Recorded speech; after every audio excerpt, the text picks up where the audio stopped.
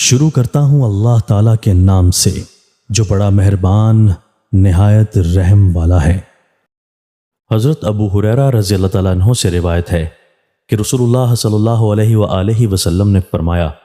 اللہ تعالیٰ نے میری امت سے دل کے برے خیالات اور وسوسوں کو معاف کر دیا، ان پر کوئی مواخذہ نہ ہوگا جب تک ان پر عمل نہ ہو اور زبان سے نہ کہا جائے۔ تشریح: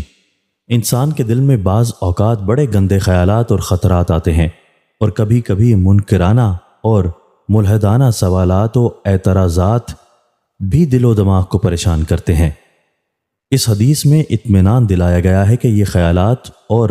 وساوس جب تک کہ صرف خیالات اور وساوس ہیں ان پر اللہ تعالیٰ کی طرف سے کوئی مواخذہ نہیں ہے۔ ہاں،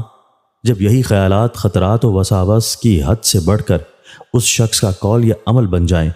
تو پھر ان پر مواخذہ اور محاسبہ ہوگا۔ حضرت عباس بن عبد المطلب رضی اللہ تعالیٰ عنہ سے روایت ہے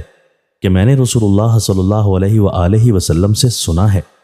آپ فرماتے تھے کہ ایمان کا مزہ اس نے چکھا اور اس کی لذت اسے ملی جو اللہ کو اپنا رب، اسلام کو اپنا دین اور محمد صلی اللہ علیہ وآلہ وسلم کو اپنا رسول اور ہادی ماننے پر دل سے راضی ہو گیا۔ تشریح: اس کو یوں سمجھنا چاہیے کہ جس طرح لذیذ اور ذائقہ دار مادی غذاؤں میں ایک لذت ہوتی ہے جس کو صرف وہی آدمی پا سکتا ہے جس کو قوت ذائقہ کسی بیماری کی وجہ سے معوف اور خراب نہ ہوئی ہو، اسی طرح ایمان میں ایک خاص لذت اور حلاوت ہے، یعنی وہ انہی خوش قسمت لوگوں کو حاصل ہو سکتی ہے جنہوں نے پوری خوش دلی اور رضائے قلبی کے ساتھ اللہ کو اپنا مالک اور پروردگار اور حضرت محمد صلی اللہ علیہ وآلہ وسلم کو نبی و رسول اور اسلام کو اپنا دین اور زندگی کا دستور بنا لیا ہو، اور اللہ کی بندگی، حضرت محمد صلی اللہ علیہ وآلہ وسلم کی اطاعت اور طریقہ اسلام کی پیروی کو ان کے دل نے اپنا لیا ہو، یعنی اللہ اور اسلام کے ساتھ ان کا تعلق محض رسمی اور موروثی یا محض عقلی اور دماغی نہ ہو